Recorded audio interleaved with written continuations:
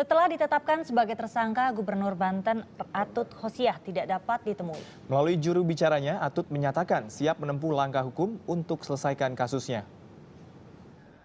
Sejak rumahnya di Jalan Bayangkara, Serang digeledah KPK Selasa dini hari, Gubernur Banten Atut Khosyah masih belum bisa ditemui. Setelah ia resmi ditetapkan sebagai tersangka, tugas di lingkup Pemprov Banten pun terbengkalai, termasuk pelantikan Wali Kota Tangerang yang terpaksa ditunda untuk kali kelima. Atut sendiri menganggap penetapan dirinya sebagai tersangka dalam kasus suap Pilkada Lebak dipaksakan. Melalui juru bicaranya telah bersikukuh akan membela diri lewat jalur hukum.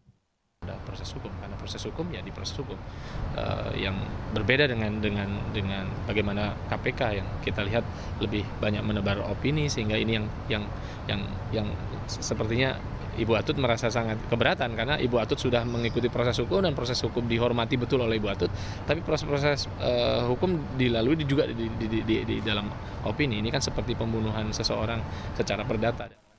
Juru bicara Atut menampik tudingan bahwa Atut melalaikan tugas sebagai gubernur. Baginya, status tersangka tidak berarti harus nonaktif dari jabatan.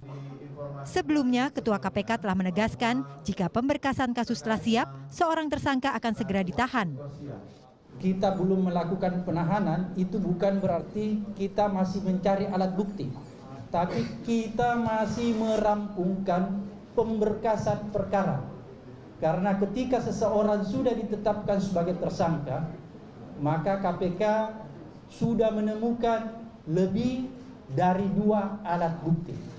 Ternyata pemberkasannya sudah melampaui 50%. Maka bisa dilakukan penahanan. Tapi kalau ternyata pemberkasannya belum melampaui 50% atau masih terlalu jauh, maka kemungkinan tidak akan dilakukan penahanan.